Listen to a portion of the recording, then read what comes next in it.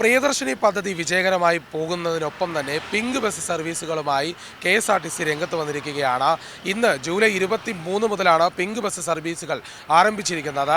അതായത് വനിതകൾക്ക് ഇനി യാത്രാക്ലേശം അനുഭവിക്കേണ്ടി വരില്ല. പുലർച്ചെയുള്ള സമയങ്ങളിലും അർദ്ധരാത്രിയിലും വാഹനത്തിൽ യാത്ര ചെയ്യാനുള്ള സൗകര്യങ്ങൾ ഒരുക്കുകയാണ്. സുരക്ഷയെ ഓർത്തുള്ള ഒരു സംവിധാനമാണ്. വനിതകൾക്ക് ഇതൊരു പുതിയ മാറ്റമായി മാറുമെന്നാണ് KSRTC വിലയിരുത്തുന്നത്. ഇതിനായി തന്നെ തിരുവനന്തപുരം നഗരത്തിലാണ് ഇപ്പോൾ ആദ്യം പദ്ധതി രൂപീകരിക്കുന്നത്.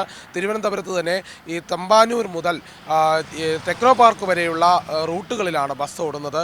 അതായത് തമ്പാനൂർ കിഴക്കേക്കോട്ട, തമ്പാനൂർ, ഉള്ളൂർ, മെഡിക്കൽ കോളേജ് ഉള്ളൂർ, അതോടൊപ്പം തന്നെ അവിടെ നിന്നും ടെക്നോ പാർക്കിലേക്ക് പോകും. ഇൻഫോസിസ് മാർഗം അവിടെ നിന്നും ലുലു മോൾ വഴി മറ്റിടങ്ങളിലേക്ക് പോകും. അതായത് പ്രധാനമായും കിംസ് ആശുപത്രി ഉൾപ്പെടെയുള്ള സ്ഥലങ്ങളിലേക്കാണ് ഈ ബസ് യാത്ര നടക്കുന്നത്.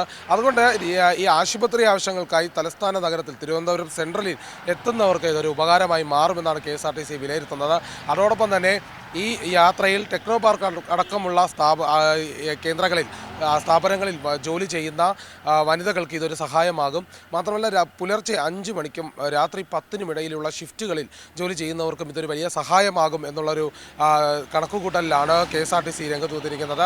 അതോടൊപ്പം തന്നെ പുലർച്ചെ 4 മണി മുതൽ രാവിലെ 8 മണി വരെ ഈ സർവീസ് ഉണ്ടാകും. അതിനുശേഷം പ്രിയദർശിനി സർവീസുകൾ ഉള്ളതുകൊണ്ട് തന്നെ വനിതകൾക്ക് സൗജന്യ യാത്ര അപ്പോൾ നടക്കും. അതോടൊപ്പം തന്നെ വൈകിട്ട് സമയങ്ങളിലാണെങ്കിൽ 5:30 മുതൽ രാത്രി 10:45 വരെയും സർവീസ് ഉണ്ടാകും. അതുകൊണ്ട് തന്നെ സിനിമ കണ്ട് മടങ്ങുന്നവർക്ക് പോലും യാത്രാക്ലേശം ഉണ്ടാകുന്നില്ല. ഈ പിങ്ക് ബസ്സുകൾ വനിതകൾക്ക് പ്രത്യേക ഒരു സുരക്ഷ ഒരുക്കുമെന്നുള്ളൊരു കണക്കുകൂട്ടലിലാണ് മുന്നോട്ട് പോകുന്നത്.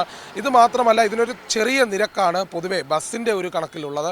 അതുകൊണ്ട് തന്നെ രാത്രി സമയങ്ങളിൽ ഈ വനിതകൾ ഉപയോഗിക്കുന്നത് ഓൺലൈൻ ടാക്സികളോ അല്ലെങ്കിൽ മറ്റ് ഓട്ടോറിക്ഷ സർവീസുകളോ ആണ്. അപ്പോൾ അവർക്ക് സാമ്പത്തികമായിട്ടൊരു പിന്തുണ കൂടി ലഭിക്കുന്ന ഒരു പദ്ധതിയായാണ് ഈ സർവീസിനെ KSRTC കാണുന്നത്. അതോടൊപ്പം തന്നെ ഇനി മുന്നോട്ടുള്ള ദിവസങ്ങളിൽ ഇത് ഓൺലൈൻ റിസർവേഷന് കൂടി വിധേയമാക്കുമെന്നുള്ളൊരു തീരുമാനത്തിലേക്കാണ് പോകുന്നത്.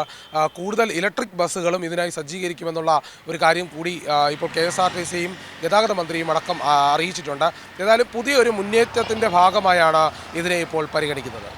ഏറ്റവും പുതിയ വാർത്തകളും വിശേഷങ്ങളും വിരൽത്തുമ്പിലറിയാൻ സീ മലയാളം ന്യൂസ് എല്ലാ ഡിജിറ്റൽ പ്ലാറ്റ്ഫോമുകളിലും ലഭ്യം.